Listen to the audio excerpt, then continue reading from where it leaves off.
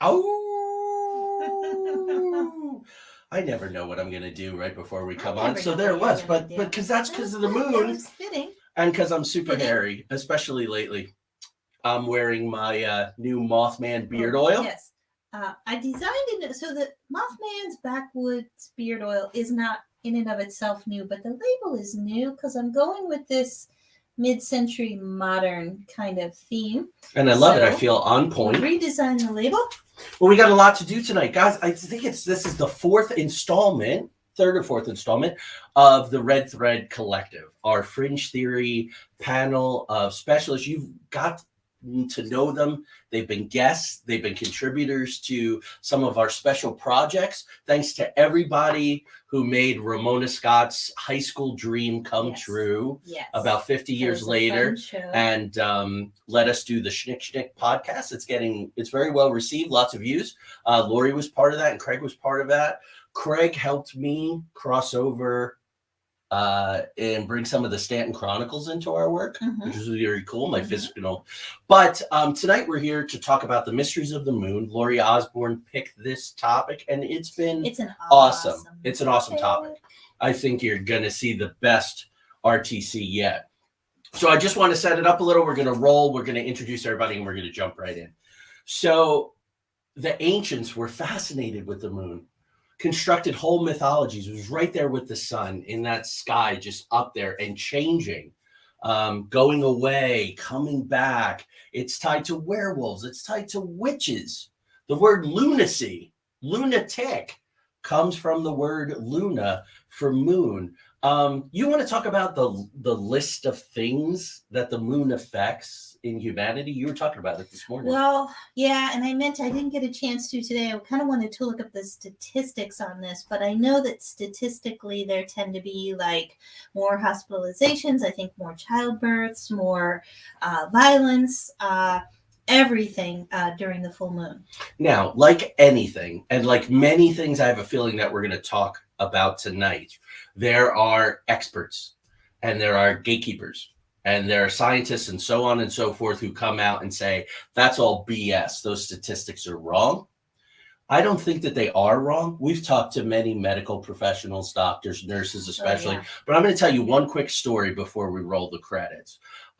We were the house theater company for Trans-Allegheny Lunatic Asylum in West Virginia. That's a story for another time. But we knew a man. There was a man involved with our theater company who was there as a child because his father worked on the janitorial crew. And he would walk from the high school there in Weston and he would sit in his father's car. And he told me that on days of the full moon, they would go to the windows, rattle the bars, yell and scream. And I don't think that was let's pretend that it's the full moon. Yeah.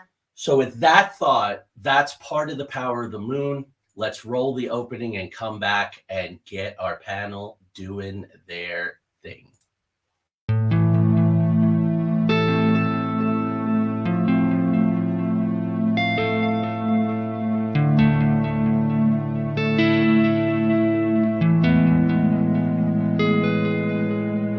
There exists a realm beyond our wildest dreams, a realm beyond reality that the gatekeepers and guardians have always told us consists of nothing but tricks of the eye, weather balloons, swamp gas, sand cranes, fairy tale myths of monsters, crackpot conspiracy theories, and desperate cries for attention. We know this realm exists, and it's just beyond the horizon, the preset path, the well-worn walkways where the cynics want us to stay.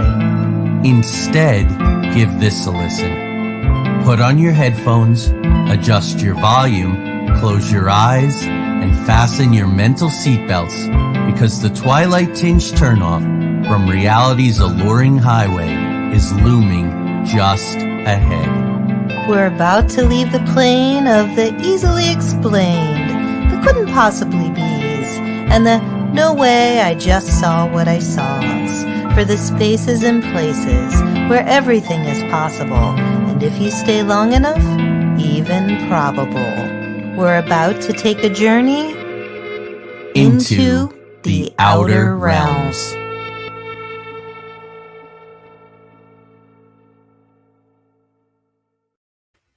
Welcome to episode 92, and happy Thursday. Oh yeah, I forgot to say happy Thursday. Hello, Michael. Hello, Angelina. Hello, Colette. Hello, Michael G. So we have Michael S. and Michael G. Craig's chiming in. Hey there. That's too Mario, hello. Hello, everyone. Hello, everyone. So Angelina says, let's start with this comment and then we'll bring on our panel. My brother worked in a hospital as a radiologist tech, and when on call, he would say, oh, it's a full moon. He'd get more calls to the hospital. So there you go. See ya. Hello. Nice to see you, love. So let's bring on our panel of esteemed guests. Esteemed. Are you esteemed? Hello. Craig Ansel. When he's not contributing to our team, he's doing the Three Beards podcast on Wednesday nights at 7 and 8:30 and be an all-around great guy. Craziness on Wednesdays. Lori Osborne, genius at large, crafter. Look at those amazing aliens behind her that she made. Guys, she is the most talented seamstress, quilter, artist. And tonight is all about her. This was her idea. She said, let's do the moon. And we said, let's. And Miss Emily Middermeyer, traveling spirit, entrepreneur of candles and all cool things. Candle maker extraordinaire. Researcher, investigator, and writer of the foreword of our book, Roommates from Beyond, How to Live in a Haunted Home. Thank you all, guys, for joining us tonight. Glad to be here again. I always look forward to these things. And I think the audience does too. So, Lori, start us off and let's dive into the moon. Okay, so I think I started out like a skeptic on most of this stuff. My take on the moon is more of the photographs that were taken during the Apollo missions, and it's also the backside of the moon, and they call it the near side and the far side. So the far side of the moon, and if you look at the really construction of the moon itself, though, its center of gravity is off center. And that's why it rotates and we only see one side because of the way the Earth turns and the way that the moon rotates, we only see one side. Now, in the distant future, they're like millions and millions of years from now, it won't rotate because the Earth is slowing down, right? So only one part of the world will see the moon. So I mean, it's interesting, the physics of it. And they say that the back side of the moon, the far side, is 30% thicker than the side that faces the near side. 9 miles the composition, when you look at it,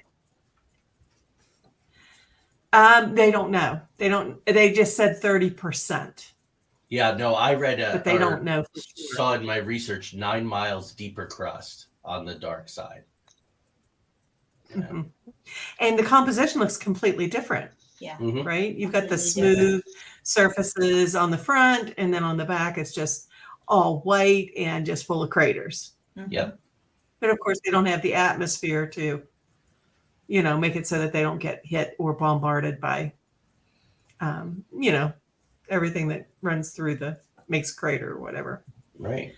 So there's that. And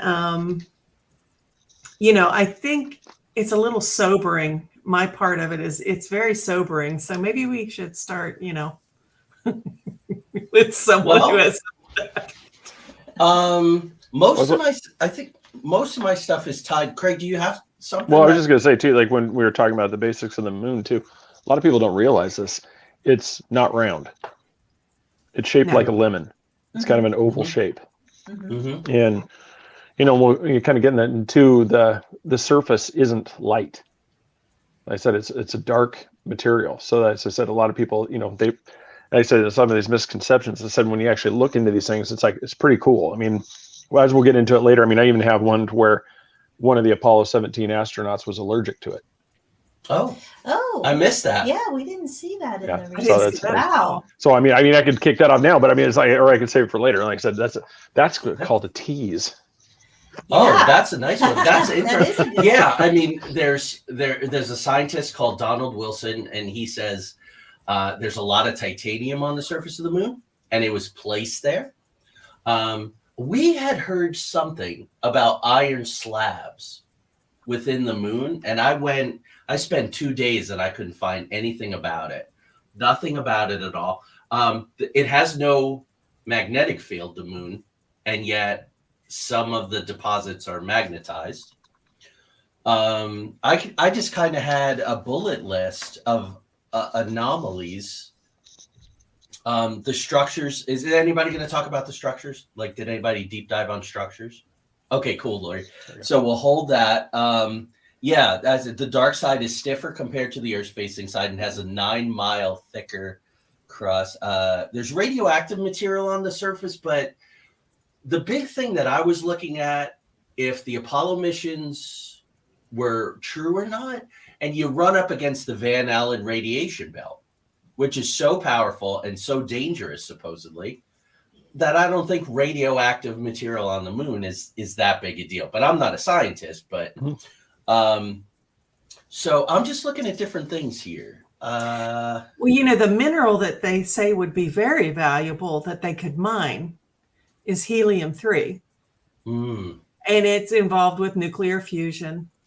And that could be why other worlds are coming to our moon if they're doing mining projects, because they could power it could solve the Earth's energy problems. Yeah. This is a little sideways, and we wove a lot of fact into the Schnick podcast on Ramona's Other Truth. Why surpass the moon and go to Mars? It's an interesting thing, right? Like, Elon Musk is so focused on Mars, and we'll have to do a show. We'll really have to do a show on Mars, because I'm going to talk about Von Braun tonight, right? The head of NASA in the 50s and 60s. And well, on that same sort of in that same vein, I always find it interesting, like the space race in the 50s, 60s. I mean, they were saying, okay, whoever gets to the moon first is going to colonize the moon. And then they get to the moon, they go, and then they stop going. Nobody colonized the moon. They just kind of Did they really stop going? I don't think they really stopped going. Oh, that's interesting. That's interesting, Lori. They say that they did. But nobody colonized the moon. And why is that? It's the closest, right? So there's weird. So, all right, I should probably stop using the word weird, because it's all weird. But so in 1959, Werner Von Braun, and I'm just going to say this because this is where I'm at in my life now. Werner Von Braun was a Nazi. He was a high-level Nazi. He ran the V2 program, and if Michelle Bowser is listening, I looked up the phonetic spelling, but it was a place called Peenemünde. It's Peenemud, but she's big on German pronunciations. So Peenemünde. She's learning German. It was an underground V2 rocket, and there is documented evidence that when Jewish workers were too slow, he hung them from cranes.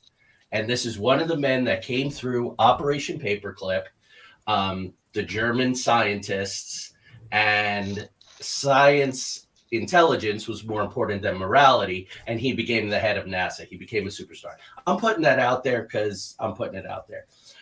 What's interesting is in 1959, he makes a speech to the House of Representatives, and he says that it will take a decade just to orbit the moon, and it will take years longer to land on it. I'm going to say that other thing right now. But 1987, flash forward, Sally Ride, everybody knows about Sally Ride, right? Female astronaut, part of the shuttle program. There was something called the Ride Report. And in that, she was the chairwoman. And she said that it would take until 2010 to put people back on the moon. These are very interesting little factoids that are floating out there. You have the Van Allen belt, which was incredibly dangerous. In 1958, you had something called Project A119, which was called a study of lunar research flights. And the United States Air Force detonated a nuclear bomb on the moon. That was the plan. They didn't do it, but they were going to detonate a nuclear bomb on the moon to answer questions. Sounds like what happened in 2009, where supposedly we bombed the moon. Turns out we did it. There was a spaceship the size of a bus and a spaceship the size of a compact car that they slammed into the moon to look for water particles. So this weird military sort of odd thing. But before I shut up, 1962, there's a project called Starfish Prime. They detonated a megaton bomb 248 miles above the Earth over Johnson Atoll. Were they trying to blast a hole in the Van Allen belt to make a pathway for the Apollo missions to get through? That's all I have for right now, folks. Yeah, and just kind of to follow on your, did you know that Carl Sagan was part of that A119? I did not know. No. He was a younger. He was actually part of the officials. You know, they brought together like a think tank group. That he was one of the ones that was responsible for predicting the effects of a nuclear explosion in a vacuum or low gravity. So that was one of those, and it was I think during the research they didn't really say when in the timeline it was, but somewhere around that time is when Air Force officials deemed the risks outweighed the benefits of detonating a device. And even at the same time, Project E4 was a Soviet Union project that was that had the same type of goals where they were. But the whole purpose of that A119 was, it wasn't so much like really scientific. It was, the main goal was to demoralize the Soviet Union, because look, we could put a nuke on the moon. Yeah. Think what we can do to you. And that was, so I mean, it's kind of amazing that science, all these science, that's their idea, is just lob a nuke at the moon and see what happens. It's like, that's. You know what? I didn't bring up the Nazi paperclip thing because that's where I'm at and people need to know about that. There's a book called Project Paperclip. Annie Jacobson from the Washington Post. I suggest everybody read it. What a lot of people don't know is that the Soviet Union and the Americans did a big scientist grab at the end of World War II. So a lot of the Nazi scientists went to Russia, a lot of the Nazi scientists. Well, you have two guys pitted against each other, Werner Von Braun and a guy named Sergei, I believe it's Kolatov. Kolatov, they say, in all the research that I looked at, Sergei Korolev, Korolev. He was the rocket engineer, head of the Soviet program. He was way smarter and way further ahead than Von Braun was. So I find it really interesting that Von Braun says to the House of Representatives, look, fellas, like this is a long way off. And 3 years later, Kennedy goes, guess what, gang? This is our mission. We're going to do this in 7 years, so we're going to make it happen. To me, that sets up the backdrop of the Soviet Union versus the United States. And this theme's going to come up for me throughout the show, that the stakes were so high and the possibility to stage things, fake things, the stakes were high to do that. Did anybody find anything out about Yuri Gagarin?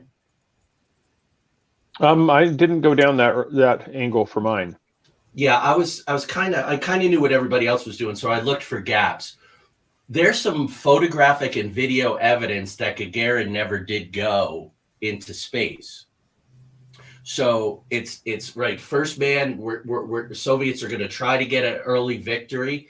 There was a weird gantry accident that happened before his rocket launched, and the way things moved around and all, he could have been pulled off that capsule, and it could have been an unmanned flight. That's very interesting. So Von Braun and Kolatov are having this thing because you have this group of Nazi scientists in the U.S. and you have this Nazi scientists in Russia kind of combating.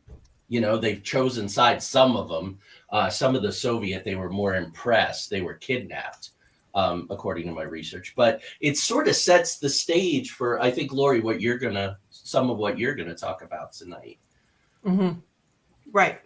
The whole ULOs, unidentified lunar objects. Ah, yes. That's pretty what my push was on. And mining and some photographs. Mine's all about the photographs on how this one guy, he took an 8-inch telescope and he was going to do a coffee table book, and he was going to show where he could take these photographs from NASA and publish them and say, okay, this is what you can do with an 8-inch telescope, and this is what NASA has.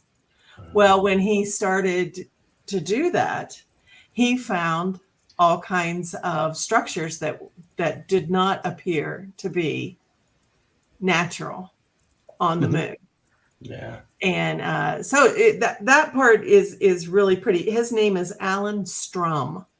And quick question on that, Laura. Were the structures scrubbed from the NASA photos? Were they not on the NASA photos? Yes. Scrubbed, like they were just kind of washed away. They have one that almost looks like a pyramid, like a ziggurat. And you look at the photo that's published and the earlier photo, because some people got a hold of these original photos. Yeah. And you can tell that they wiped it. Yeah. Because it doesn't look anything the same. There was a gentleman who went in, and there's a book that's called Somebody Else is on the Moon. And it published all these pictures of the moon. Well, there was a gentleman who went to the Pentagon and said, I want to see the original photographs. And they wouldn't do it. He says, I have 1,000 of these in print, this book, and I will drop them from the sky. I will get the word out of what you're doing. So eventually he did get to see all of these photographs. Yeah. And he could not believe the structures. Wow. Yeah.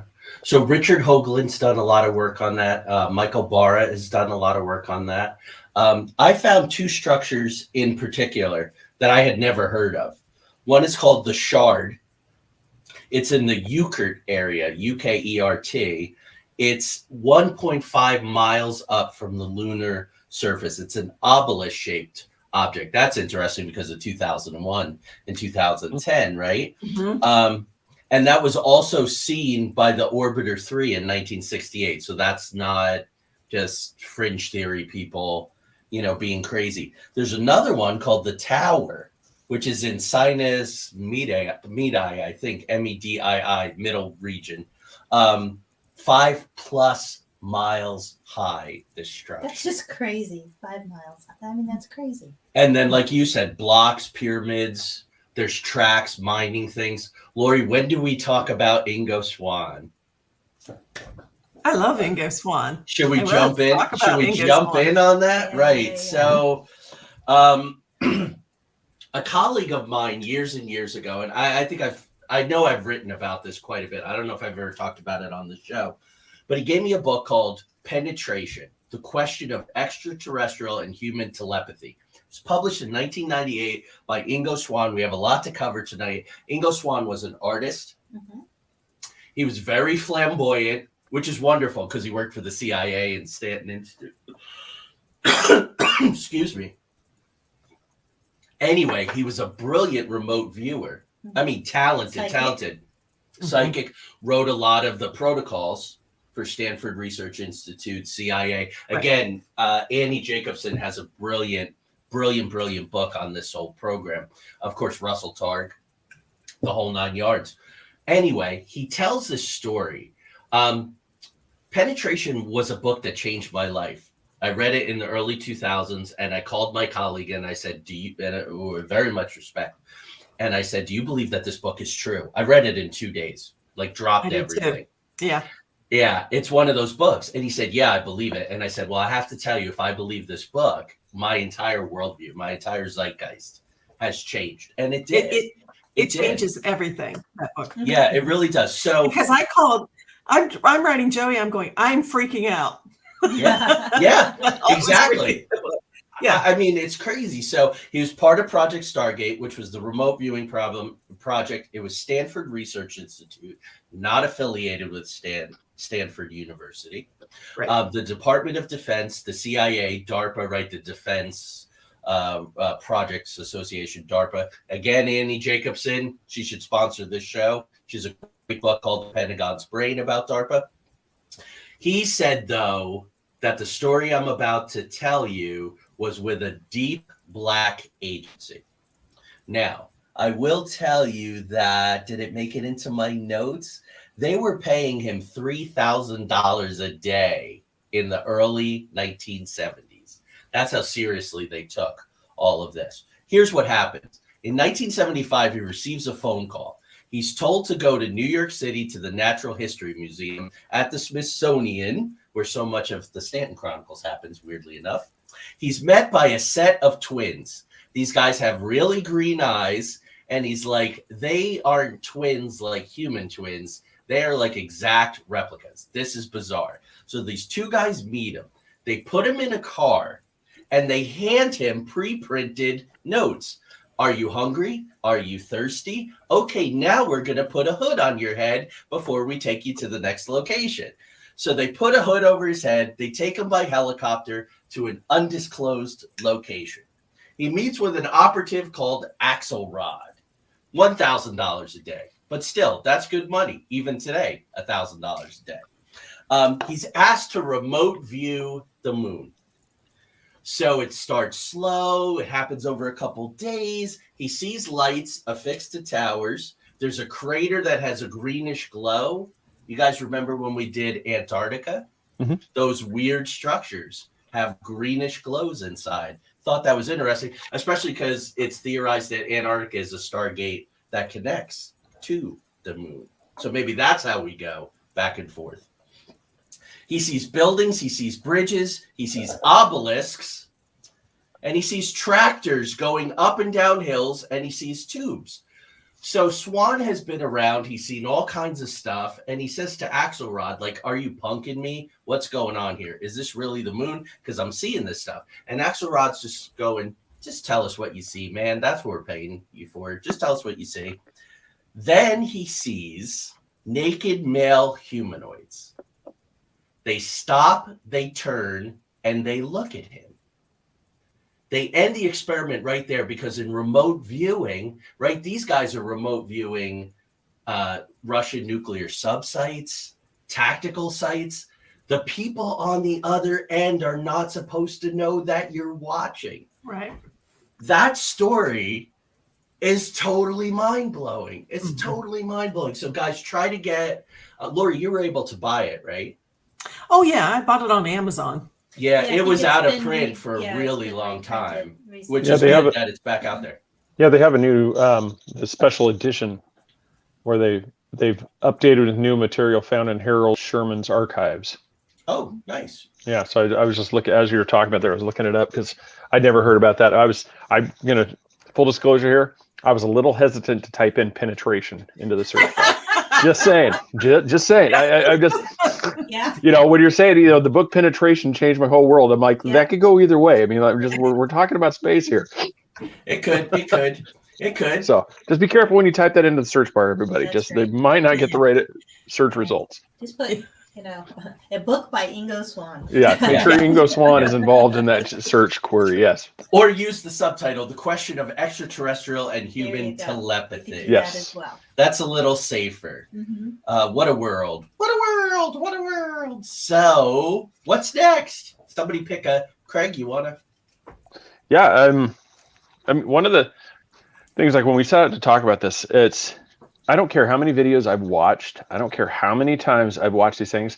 I still can't wrap my head around the synchronous, God, I get that word always, synchronous rotation. I can't wrap my head around this one because this is one, whether I was from astronomy class to even now, it says that the moon does a full rotation as it goes around the Earth because we rotate at the same speed. Right. But the part that I can't, and every time I try to find the thing, is everywhere around the world sees the same face. it doesn't change. So how does the moon do a full rotation? At some point, that face would have to be away from us. I think they're talking about a full rotation around the world. No, they're talking about Not the moon. necessarily that it's revolving. No, the moon rotates on its axis. Oh, I thought that it doesn't.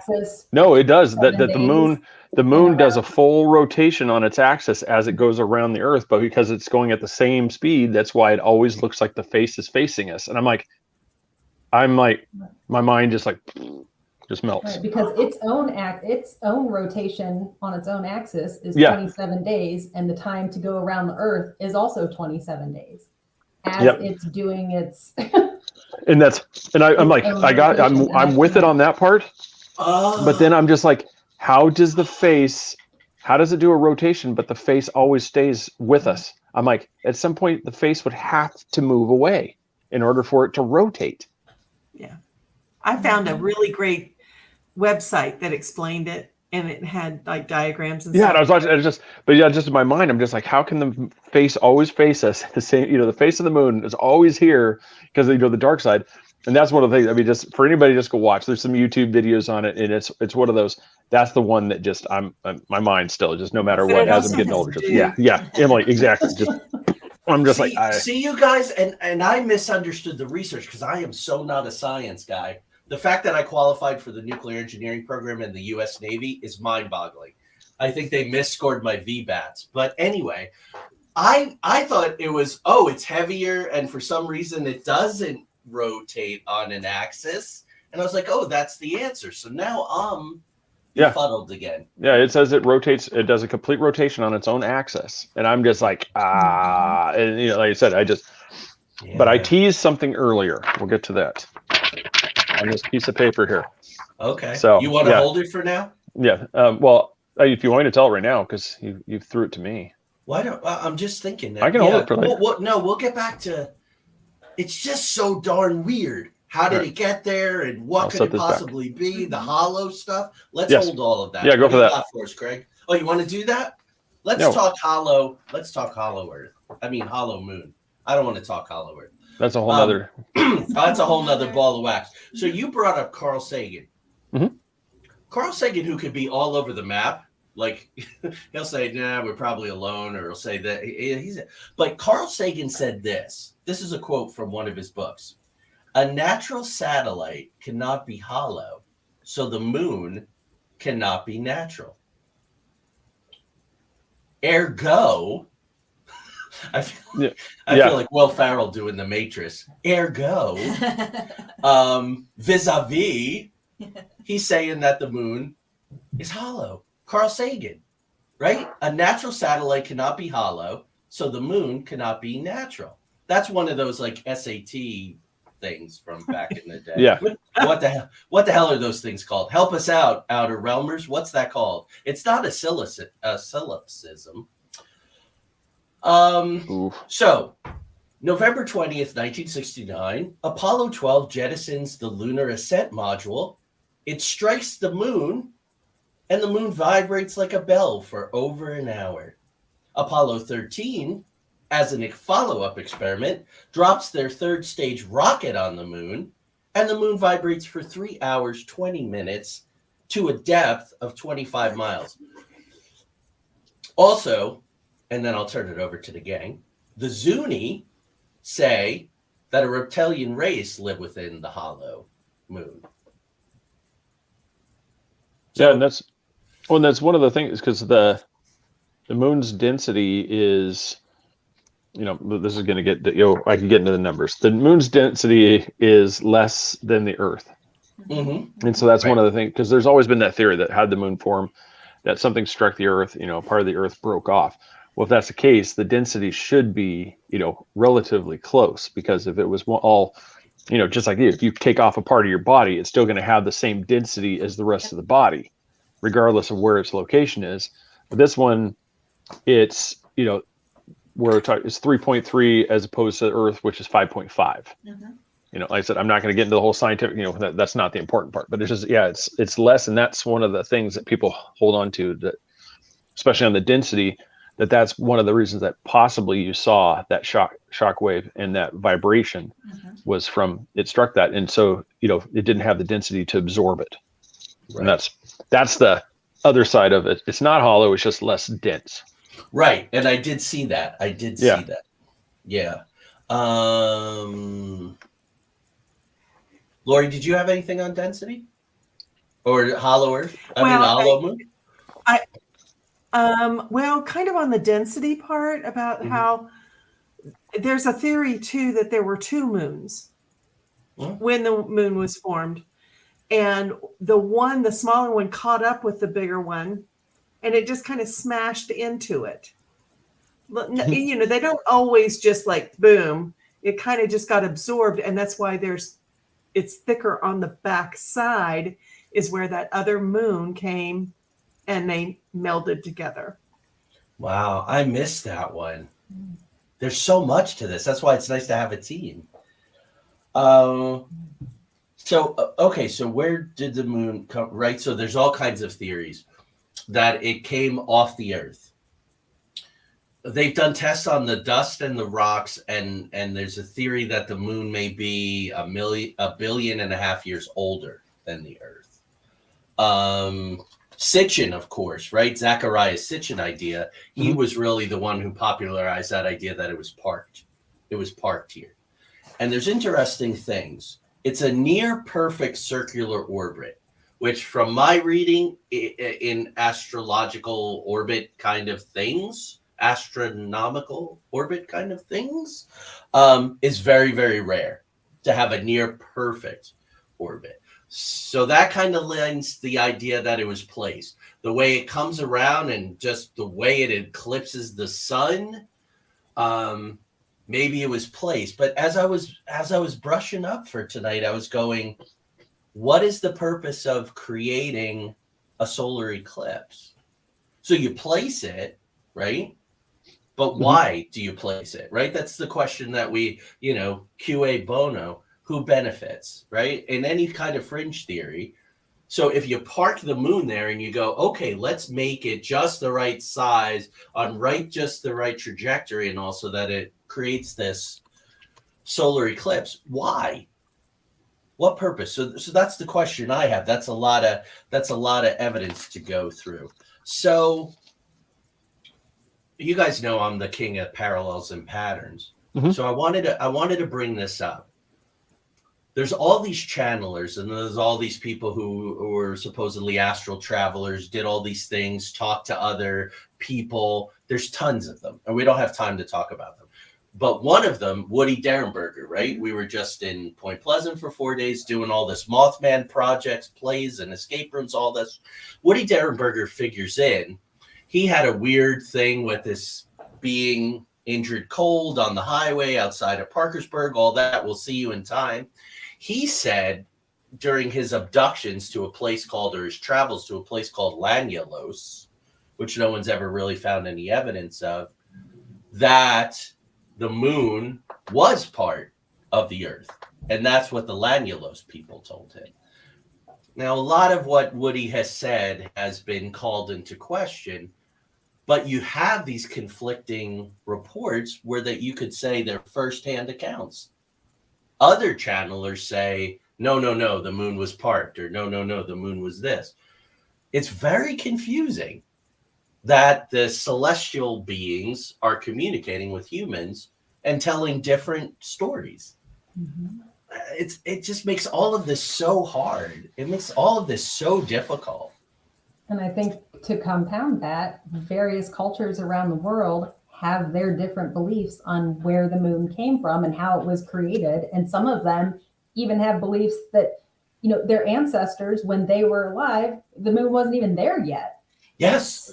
So, That there's so many varied ideas and stories about where it came from and when. And there's really no way to know.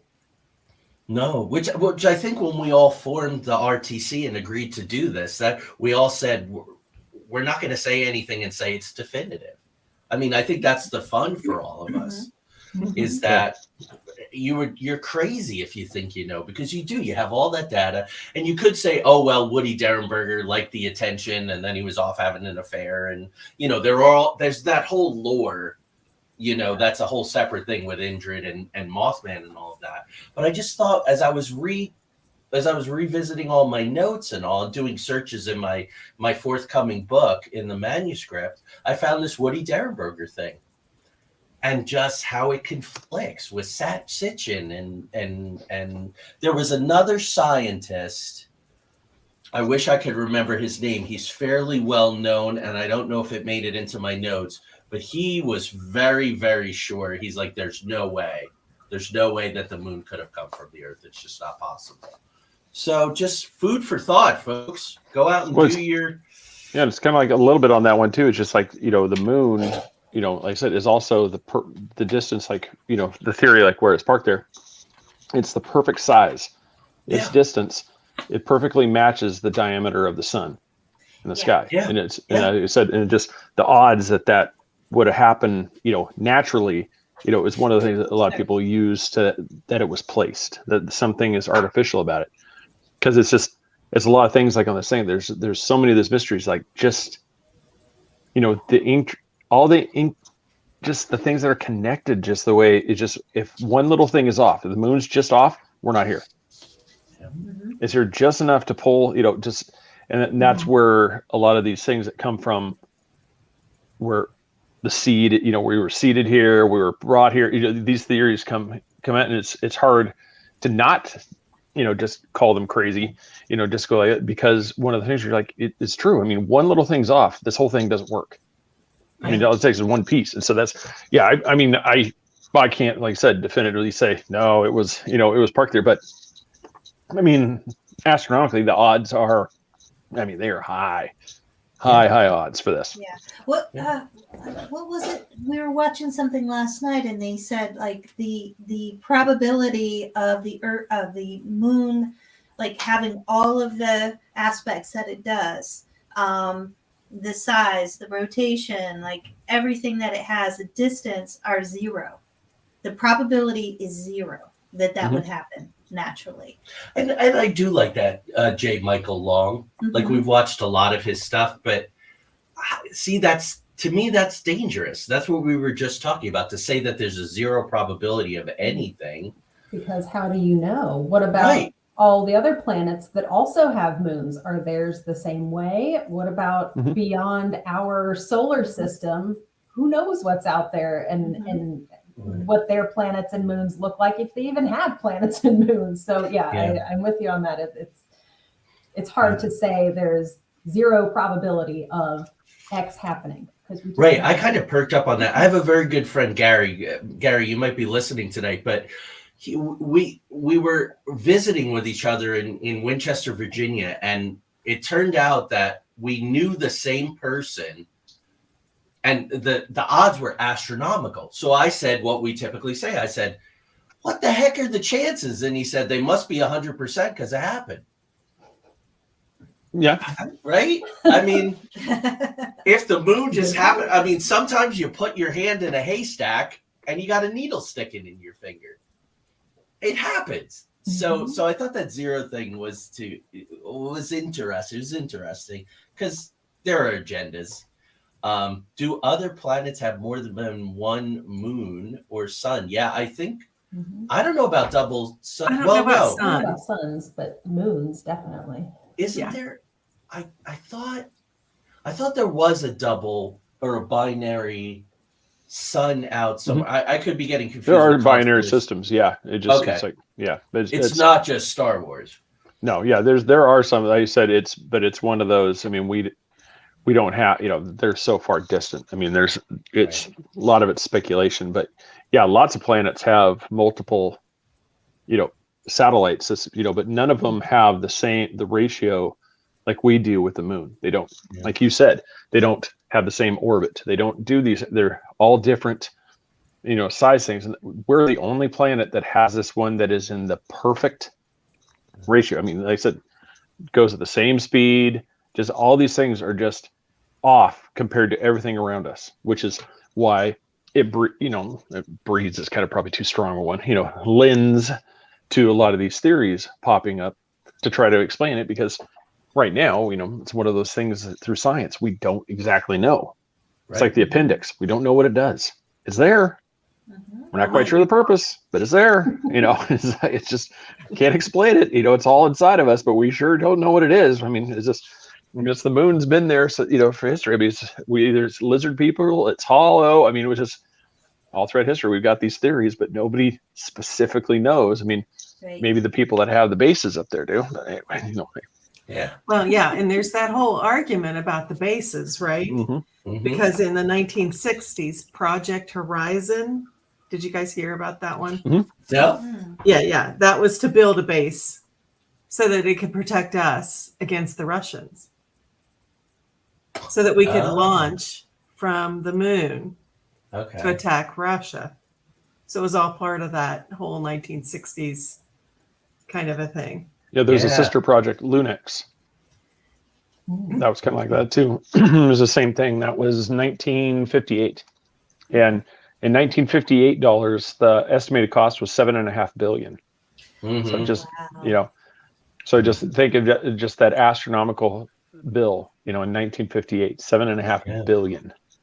Yeah. And did you all notice in your research of this that it was eerily similar to when we did Antarctica? Joey, you kind of touched on it earlier, but there are so many things that are the same. Even the time frame, like the 50s and 60s, when a whole lot of stuff was going on. We had multiple countries involved trying to be the first ones to get there and claim space, not space, but claim a place on the moon, claim a place in Antarctica. The Nazi scientists that were brought in to work on both the underground bases, the strange structures and formations that you see there. They're both remote locations that the everyday person can never get to. So how can anyone know what's actually there? So I think the two are very similar, and it was more similar than I was expecting. Yeah, I agree. And another aspect was when Lori was talking about scrubbed photos, we talked about scrubbed photos in Antarctica. And wouldn't it be like, right, the simplest solution? And I'm not saying that it is, but if the moon and Antarctica are linked through a Stargate, that's beautiful. Like that explains it explains. Well, it would explain how they could build everything. That they are seeing these structures up there. They're seeing, dishes that are 2 miles wide. To communicate. Because obviously it'd be noticeable, that rockets are launching, with supplies. But there's a gentleman, his name is William Rutledge. Oh, that's another name I didn't come across. Apollo 17 was the last mission, and it was 1972. Well, William Rutledge, he claims that he was an astronaut after that, and that the missions kept going because they said that 18, 19, and 20 were canceled. But Apollo 20 in 1976, he said he was an astronaut and he flew the mission, and that he saw structures, and there you can find like these videos online. I don't know, they are a little sketchy, but people say that they're the real deal. I don't know, of a female alien that he brought back. There were two. There was one head, and then there was another full-bodied female, and then it's like mummified, and he shows the video and everything. And they nicknamed her the Mona Lisa. Oh, wow. I have not heard about any of this. Wow. Check that out. That's why it takes a collective. And their mission was to, like in the later ones, was to bring artifacts back that were on the moon. Okay. So, and so then he shows pictures, and then he even shows like a human skull on the moon. I don't know. Oh, wow. I'm just saying this crap is out there. Yeah. It's out there. Yeah, well, it is. Yeah, and I want to get into it. Ronald brings up a good point here. The creation story wants us to believe it was created the same time as the solar system, meaning the moon. but the early humans never mentioned the moon in their rock drawings. That's interesting. I know that the moon is central in a lot of. I meant to say in my opening monologue, for those of you who just watched Mike Flanagan's smash hit Midnight Mass, he talks about the early people looking at them. It's a pivotal point in that long form story arc. They're in the boat. He talks about the moon. It was so powerful to people, and I guess the sun is easier maybe to depict, and you look at it and you go, oh, that's the sun. But I do know that a lot of the ancient structures were oriented towards the moon in North America and Stonehenge, and all those different kinds of things. So that's an interesting. Well, was it the Zuni? Which the Zuni believe that the reptilians were living inside the moon. Yeah. Right, but was it the Zuni who said before the moon was placed there that the atmosphere was basically a misty, watery kind of atmosphere? Oh, yeah. And then once the moon was placed there, Right. I think they said 13, help me out, I didn't take notes last night when we were watching this. I thought I would remember it. 13, whatever. I was hoping you'd have, whenever it was, I don't know, million years ago, how long ago it was. Anyway, when it was placed there, that all of the atmosphere, the water, the mist in the atmosphere came crashing down.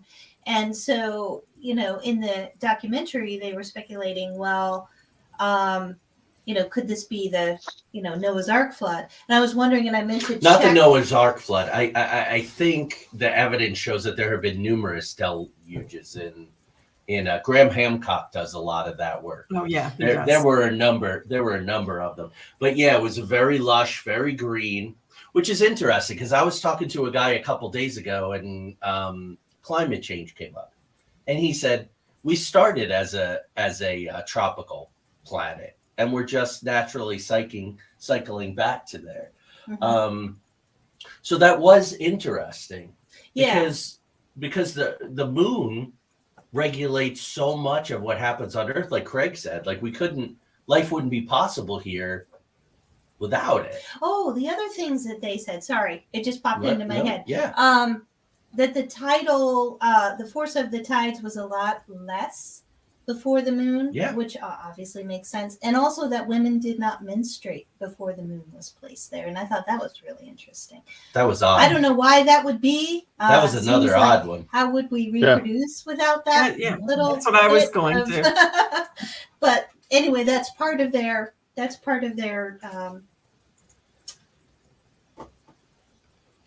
history. Yeah, and I think a lot of that did fall under the umbrella of the Zuni. But I've been what Emily said, cultures that say that there was no moon there at first. So does that mean that the Earth was then habitable, but became more habitable? And that goes in, of course, Zachariah Sitchin, who I mentioned, who was kind of said, this thing was kind of parked here. That's the Anunnaki, which is the Sumerians, the Mesopotamian, that whole lore.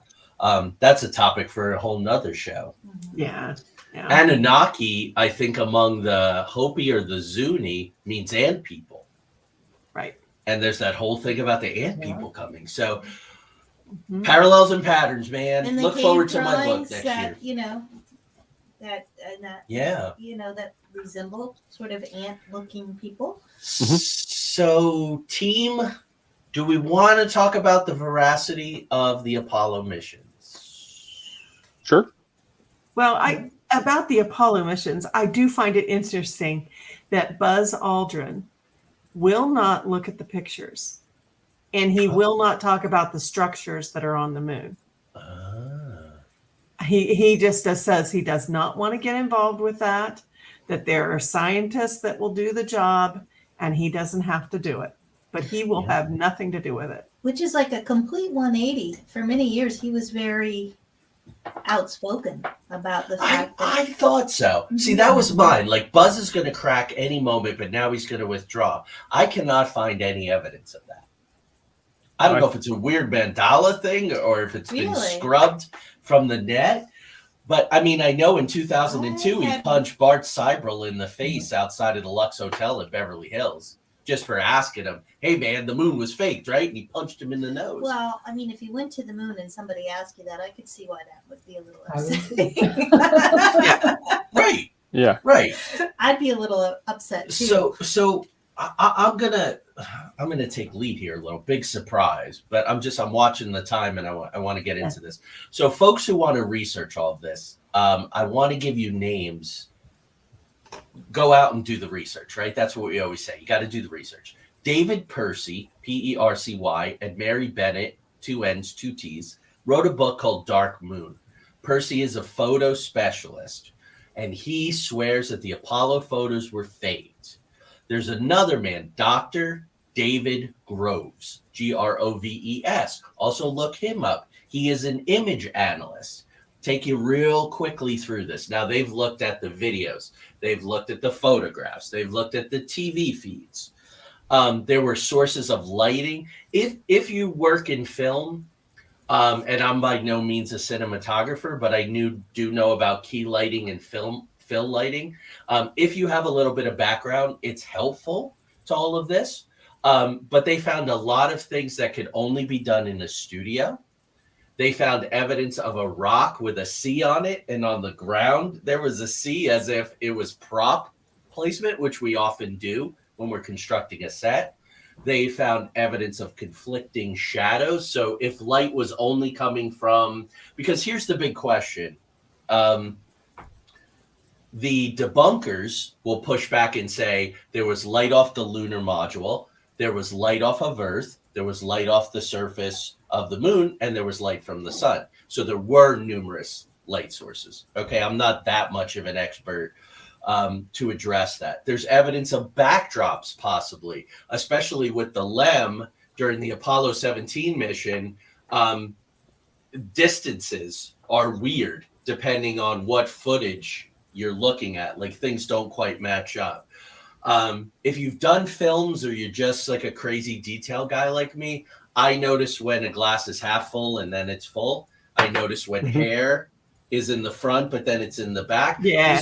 These are called continuity things. Yeah. And there are a lot of continuity anomalies. There's a really interesting one, and then I'm going to turn it back over to you guys, where it's a very famous image. You can look it up. It's called the jump salute, right? Everybody's seen it. Well, there's a little triangular flap that would snap to the backpack. From the front, you can't see it. It's high enough, not quite the Flatwoods Monster for those of us who know, but you could see it if it was up. During that very well composed, very well structured image, right? The mise en scene is so beautiful. The flap is down. There's a photo taken from the back from a secondary source, supposedly. Okay, it's the same picture. It's just numerous I thought it was cameras. the other way around. From It the might front be. It's up, from the back. No, it's from down. okay, one or the other. Look it up. But there's a discontinuity there. So in other words, if I'm doing multiple shots, the hair could be in the front and then be in the back. But if I have a 2-camera setup, that hair can't move because I'm filming the same shot simultaneously. Right. I found that very compelling. The last thing I'll say is I was talking about mise en scene, because really, if you're into cinematography, this really helps in parsing all this out. They're so beautifully lit, composed, but my understanding is the Apollo cameras had no viewfinder, and these guys were holding these cameras and snapping them, so no viewfinder. They're taking pictures, and they're through a dark visor. So how do you get such beautifully lit, composed shots? But in fairness, if you're taking thousands and thousands and thousands of photos, it's Ansel Adams. If you sit there long enough and you do enough photos, you're going to get your beautiful one. So you guys want to jump off from that? I don't want to dominate everything, but there's just one more thing I want to talk about in the Apollo 8 mission. Yeah. And it was all to take pictures and to really get in depth with that. And there's one shot, and it's a video. and they run it, and you see the Earth in the background, and you see part of the moon, like it's running across the surface. And it comes across, there's this little tiny, which of course, it looks small in the picture, black tower, and it emits smoke. Oh.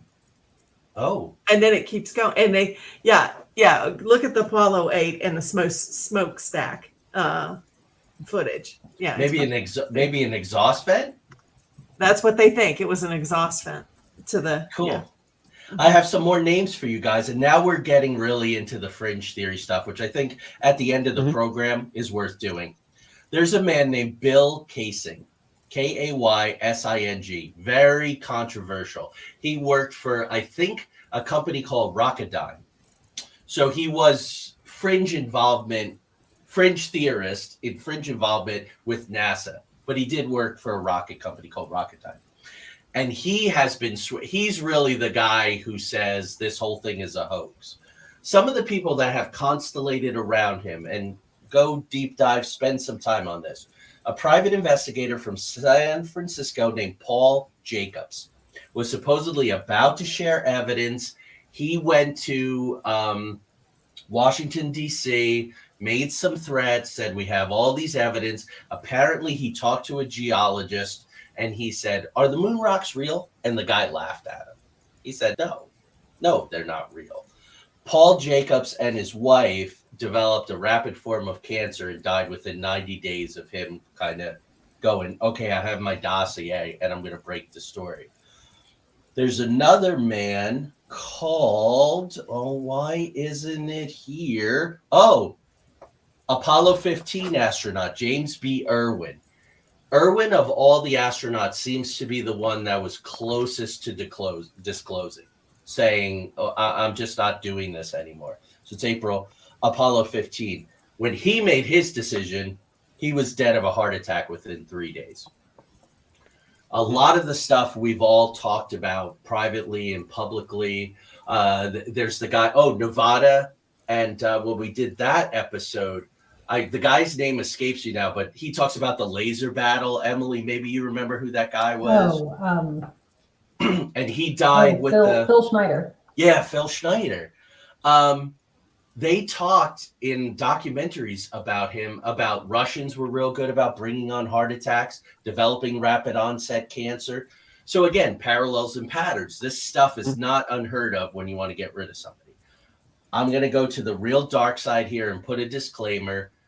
These are just theories that are out there, and no disrespect to people who died in horrible ways and all of that. There's a possible assassination list besides Paul Jacobs and his wife and James B. Irwin. Kubrick is on it. He died under somewhat. There are rumors, theories out there, fringe, that Apollo 13, Grissom, Chaffee, and White, who died in the fire, were about to break the story. That's heavy. That's super heavy. I can't put enough disclaimer on that. But we are talking about this, and that is one of the theories that is out there. It's uncomfortable. Well, I heard a quote in the research I was doing too. Whoever controls the moon controls the earth. Oh, wow. And that way I was like, that's pretty sobering right there. Yep. I mean, like if there ground. are entities there and they are hostile, Yeah. That's the art of war. I mean, you own the high ground. I mean, that's Yeah, right on. Sure. And yet for decades, we didn't do anything with it. We just slammed some stuff into it now and again, right? Yep. So let's go through the missions a little bit. Lori started us off with Apollo 8. I have Apollo 11. There's some video evidence that suggests that there was a transparency of the Earth on a window. In the shot, accidentally, there's another window, and you can pretty much see the Earth in low orbit. That video footage is out there. It's available. I can't be definitive, but it's worth taking a look at. The Apollo 11 mission, again, the satellite signal bounced off somehow it went through Australia. So the Australians were watching the Apollo 11 mission as it was unfolded. There's a weird controversy, and we saw it in a couple different documentaries, that there was a Coke bottle in a shot. People wrote to newspapers, called TV stations. They were very vocal about it, these Australians. Like, there's a Coke bottle. There is a little controversy. Somebody says it was kicked. Somebody says it was held.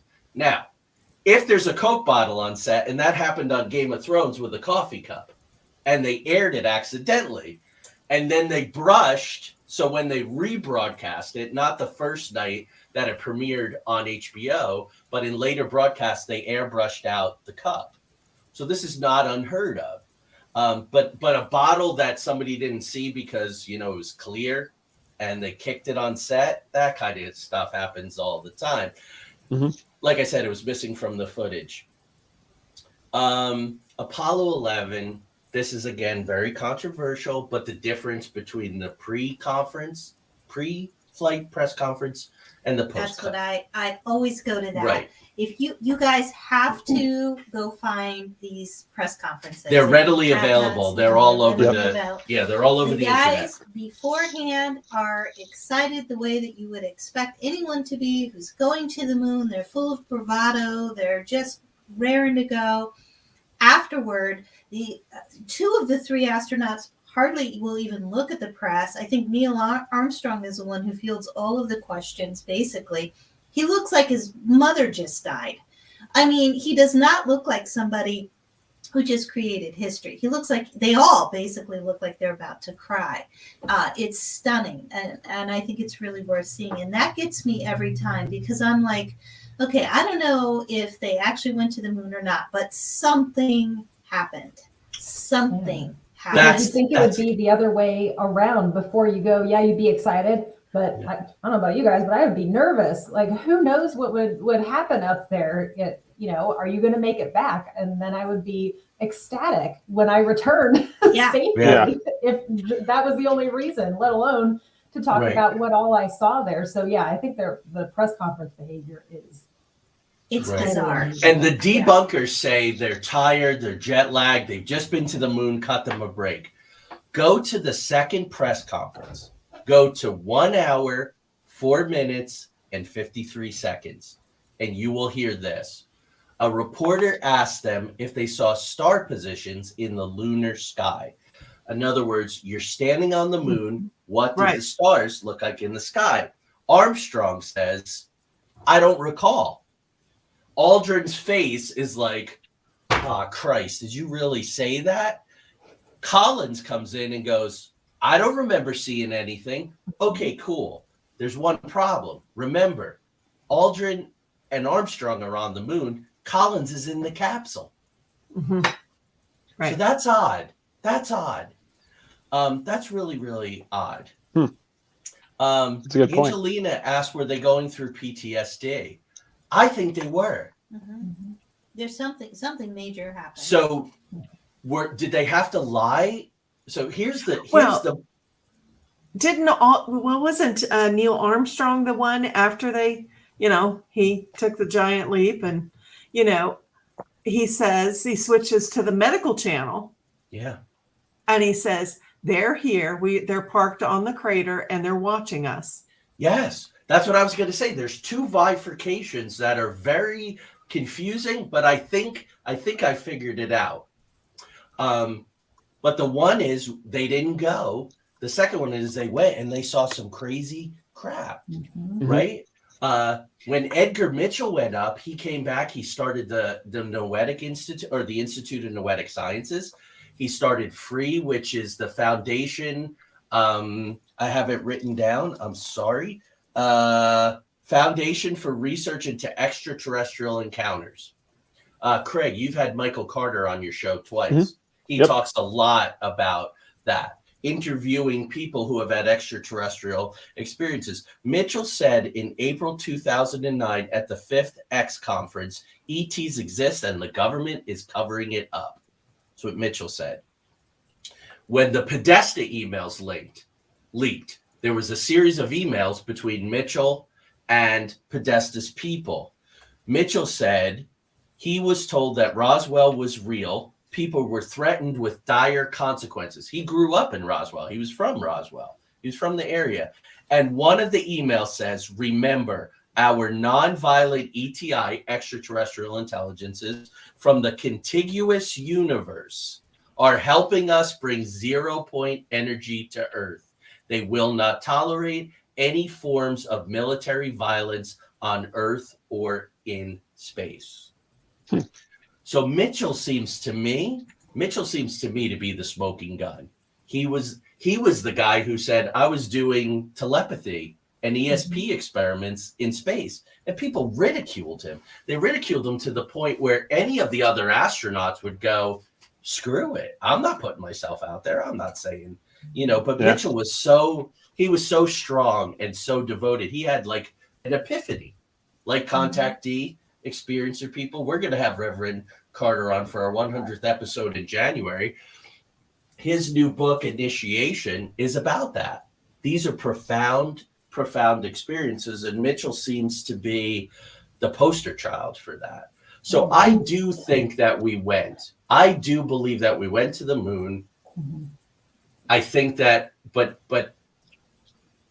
so you guys want to hear how I think this all can make perfect sense? Yeah, go for it. Okay, so this is where I'm going to talk about Stanley Kubrick and The Shining. I think that the stakes were so high, the technology was sketchy. They had to do audio communications from space. They were broadcasting live. The cameras were possibly unreliable. The guys could freak out. They didn't really know what was going to happen when they stood. So I think that they were hedging their bets. Stanley Kubrick had the year before had done the 2001, which was groundbreaking, the special effects, and you really believe you're in space. It was amazing for the time, 1968. In some ways, to me, it outdoes Star Wars 9 years later, right? So they go to Kubrick and they say, the stakes are high, man. Like, do something for your country. We want stuff to fill in gaps, to round out the narrative. And I think that that's the truth. I think it's the middle path. But he still felt guilty about it because some of the anomalies and some of the things that were interdicted, he felt guilty about. I want to take you through a couple things of The Shining, and this is the work of a really brilliant guy named Jay Widener. But before I do that, let's go back to Werner von Braun.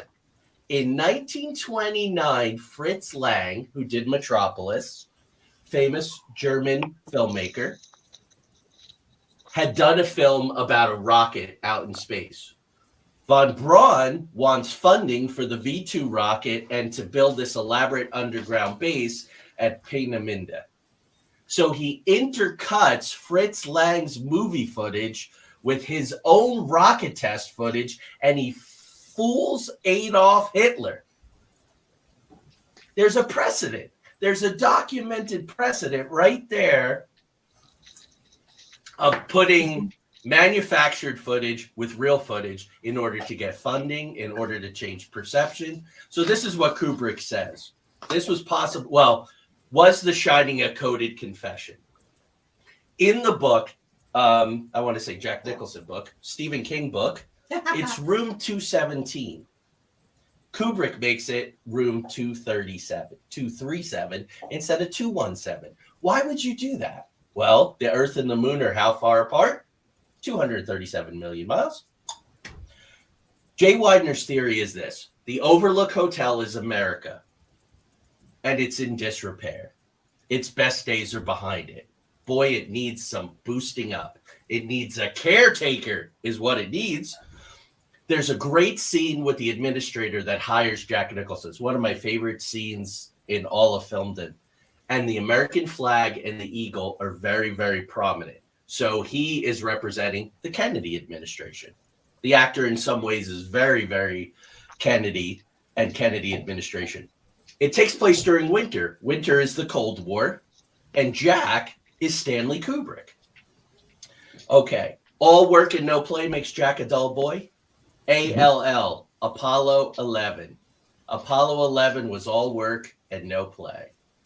Interesting. The twins The two girls, those scary girls who are so iconic, are not in the book. They represent the Gemini mission, or the Gemini mission, as insiders call it, the Gemini mission, which was also a hoax. Danny Torrance's Apollo 11 sweater. He is, well, first of all, two things. He's playing with his cars or whatever, and at some point the carpet pattern flips. So what was open is closed, or what was closed is now open. It's interesting. Danny, all of a sudden, gets an impulse from room 237. He stands up, and the rocket is lifting off, and it goes to 237, which is the moon, except it's all manufactured. It's not real. It's an illusion. That's very, very interesting. Yeah, well, we've recommended that documentary before. Yeah, Room 237. If you guys haven't seen it, it's filled with really interesting bits like that. But I think that that's the answer. I think that the government, it was super high stakes. We're in the middle of the Cold War. They didn't know what was going to happen up there. And so they backed it up, right? NASA is always about redundancy, double checks. And I think that's what happened. And I think that Kubrick still kind of felt guilty, or he was just such a brilliant auteur that he couldn't resist. I think it was, yeah. I don't know why he would feel guilty necessarily if he was just filling in. Yeah. I think he wanted credit. That's what I think it was. Psst, by the way. Yeah. But So at do the you same think that's time, would Kubrick really let something go out that had those obvious continuity issues and like the thing with the C on it? Well, That's I'll a tell you, good point. I will tell you this, Emily. When you contract for the big wig, sometimes it's out of your hands. So if it was a very rush shoot, and I don't know that all of the footage was manufactured by Kubrick. I don't know how involved he was. That's a great point. He was an absolute perfectionist, but that could have been some of his frustration and anger. I just thought of something. Do you guys know the David Mamet film Wag the Dog? With so it's Dustin Hoffman and it's Robert De Niro. Robert De Niro works for the president. The president is up for re-election and he gets caught in a major scandal. So they have to wag the dog, which is a political thing of creates some kind of big incident that takes precedence. So oftentimes what the U.S. will do is they'll create a foreign incident when there's domestic pressure. It's happened over and over again. But Dustin Hoffman plays, he's based on a real Hollywood He's producer. so good in that movie. He's good in everything. But he keeps saying, I want the credit. I want the credit. Connie, I want the credit. I want the credit. And Robert De Niro goes, no, you can't get the credit. Nobody can ever know that this whole war that we manufactured for 3 days existed. And they wind up killing him. And I just wonder, it just struck me if Wag the Dog isn't David Mamet's outing of that. I'm going to have to look that up. I'll let everybody know next week. I'm going to look that up. But that's what he says. He's this big Hollywood producer, and he says, I want the credit. And he goes, we're going to pay you. He goes, screw that. I don't give a crap. And he says, we will kill you. He goes, kill me. I want the credit. So that's kind of interesting, right? I don't know, guys. I'd say I agree kind of with the same thing where it's like I don't think the whole thing was staged. I think it was a lot of that stuff that they did was the fallback. Yeah. Just this is in case it doesn't, because it was all about beating the Russians. Yep. There. And so it was one of those, we have to make, even if they exploded in space, they would cut to, one small step for man, they've already got it all planned out. Yep. And it's just, and then one of those things you could easily manufacture something like the lander, burns up on entry. We lost the guys on the way back, but hey, we made it to the moon. They had it all prepared. Yeah, I agree. There were two channels. There was the public channel and there was the medical or the private. And I don't know if the medical and the private were the same, but there's lore out there. And I've seen documentaries, not just attached to the moon, but some other things where American, Russian, and French high-powered radio operators were able to pick up the signals from the private channels. And I think that's Lori. That's where they heard the thing about they're up there on the ridge and they're watching us.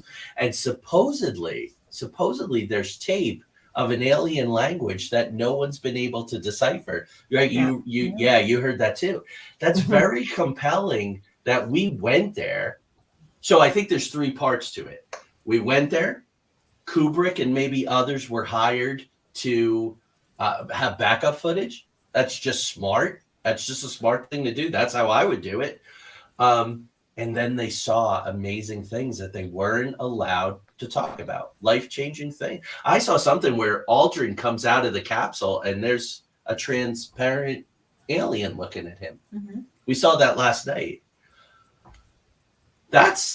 So let's do a round of summation. Craig, you kind of did your summation, so we'll come back around to you. Emily, your summation on all this?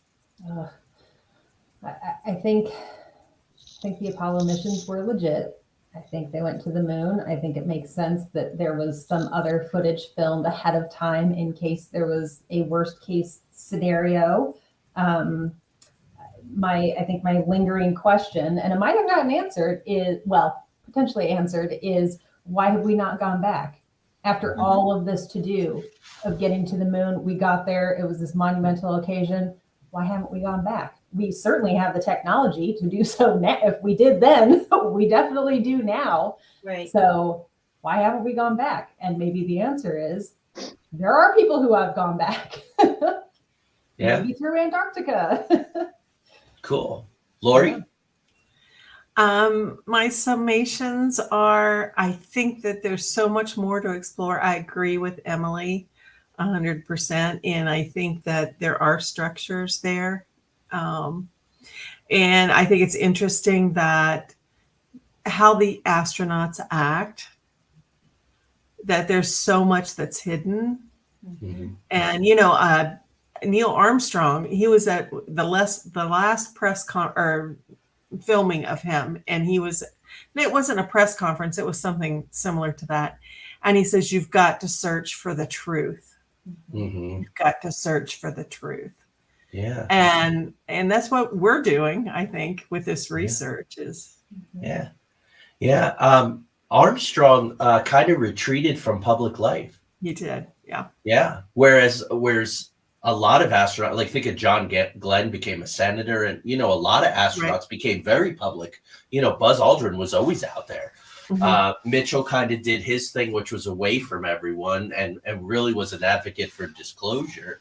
Yeah, it's really interesting. Craig, you want to re-summate your summation? No, you guys have it pretty much there. I mean, that's the only thing. It's just as we just can't forget about the Apollo 17 Harrison Schmitt thing.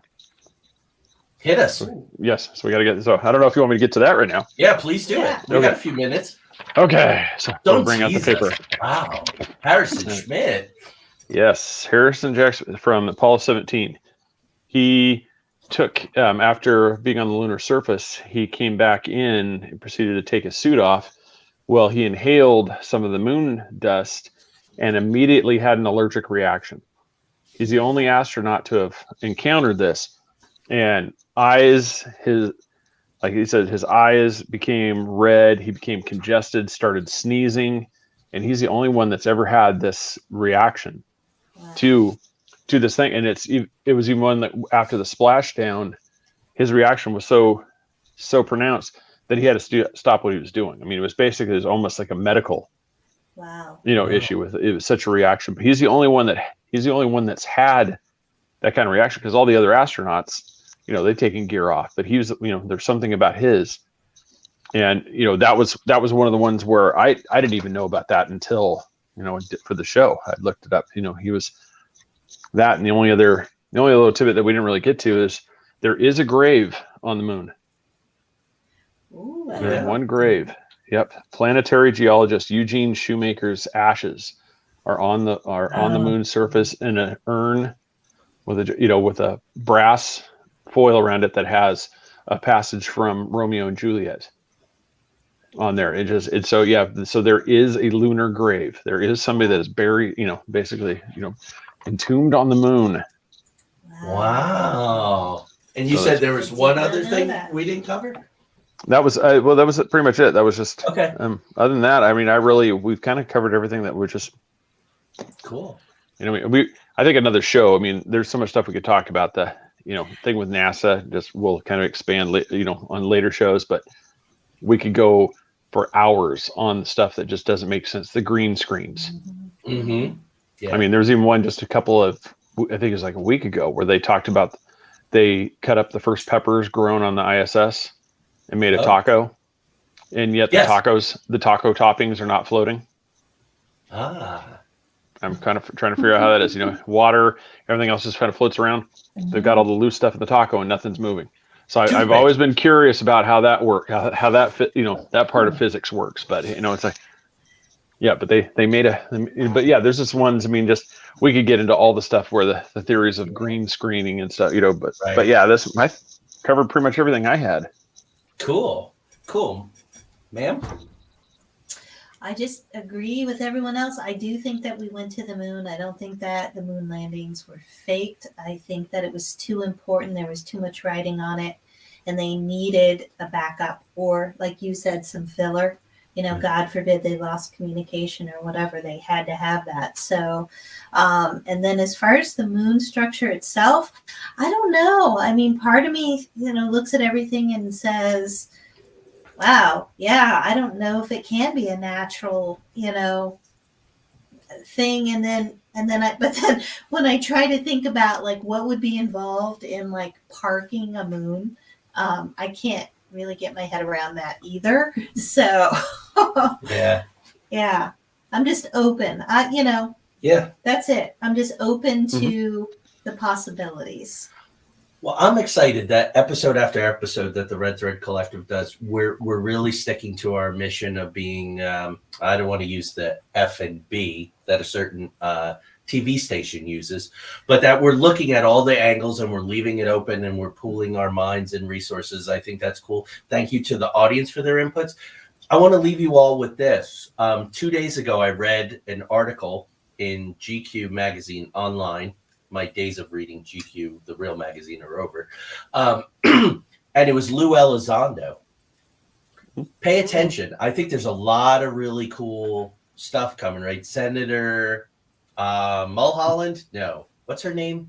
She's working on the amendment for more disclosure and all kinds of stuff. It's happening I apologize that I can't remember her last name, but it begins with an M. It's like Mulholland, McCausland, something like that. Very important stuff. And I go back and forth with Lou Elizondo and all those guys. But it was a very interesting article. So these may be interesting times. But I say all this to say that none of them talk about the moon. All this disclosure stuff and all. When does anybody ever talk about the moon? What might have happened and are we ready to really hear with the Apollo? There's a theory too that maybe, they're not allowed to go back. Yeah, whoever has possession of the moon, right? Yeah, may not be allowed. Is like, no, don't come back here because something bad's going to happen. Yeah, but the Chinese are landing all kinds of things on the backside of the moon, and also did they work a different treaty? That's compelling. Yeah, because we're always with the Russians. They don't really mention the Chinese, and even when we did the Antarctic stuff, I don't remember the Chinese being part of the groups of that either. Yeah, no, and it's weird. There's a film called The Martian with Matt Damon. Help me out. Is it Matt Damon? Yeah, Matt Damon. And the Chinese come in like the third act and save everything. And I was like, oh, the Chinese have a space program? So it's bizarre what we know about and what we don't know about. I think the Israelis and India are also planning moon trips. So the moon is like a hot thing right now. Yeah. And I apologize. We should have done a poll in the chat. Who's team meatball and who's team worm? I'm team meatball. You lost me. That's the logo. This is the meatball logo, and then you have the worm, which is just the letters, which is just the NASA thing. So there's team worm or team meatball. And I said I've got the meatball logo. That's Well, I've always been. That's always been the logo I've liked over Right, the '80s NASA. The shirt that I mean the hat that I passed on, I guess, was the worm. But I guess I'm Team Worm, so okay. Yeah. So whoever just says Greg that and I are classic. breaking up. We're Yeah, having the our '80s, first the fight. '80s, Team Worm or Team Meatball. That's what I said. So. There you go. Well, I'm Yeah. Team Worm. Yeah. Angelita says Team Meatball for me. So, guys, of course, if you like this, share it.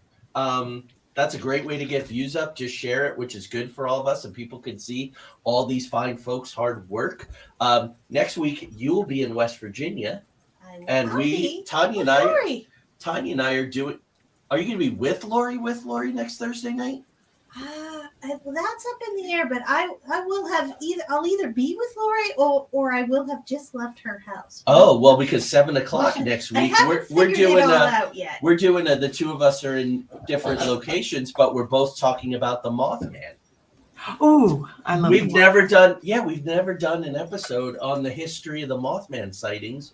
66, 67, like we're living it like every day now. Well, I just had a thought. What's that? Oh, no. Oh wow. Never mind. Okay, you're teasing the audience. No, So there you go. we were just in Point Pleasant, and I didn't get to make a post and share a lot of my stuff, but a lot of it didn't have anything to do with Mothman. So I was saying we could share some of that. It doesn't really have anything to do with Mothman. So. Okay, well, Lori, if you guys are together, That's right. Join and I us. grew up. I grew up. You right did. there, So you did Yes. Ravenswood and all that. You have great stories, so Yes. keep that in mind. So, folks, maybe Lori will be joining us next week for Mothman. Now we kind of just have to. we'll see. That'll be nice. All right, we'll see what happens. All right, so thank you to our panel. We've gone 1 minute over, so we got to get out of here. Oh, Sandy's mom saw Mothman, and she got a glimpse of him. Sandy, private message me, please, if you will, because I'm working on a new play and an escape room, and I would love to hear that. It could be important for the integrity of the work. So, Craig, thank you. Lori, thank you. This was your baby, and it worked out great. Emily, thank you. Tell Devin we miss him. He was called into duty. So we really missed him. And, guys, we'll get together privately and come up with our next topic. Yes. And we'll let you know. Okay. So, Dan, thank you for sharing this to your Dan Palooza Facebook page. We appreciate it. Yeah. Good night, everybody. Good night, everyone. Thank you. Join us next week on Into the Outer Realms, where the paranormal and the supernatural are just the normal and the natural. Of course they are. Bye, everybody. Good night.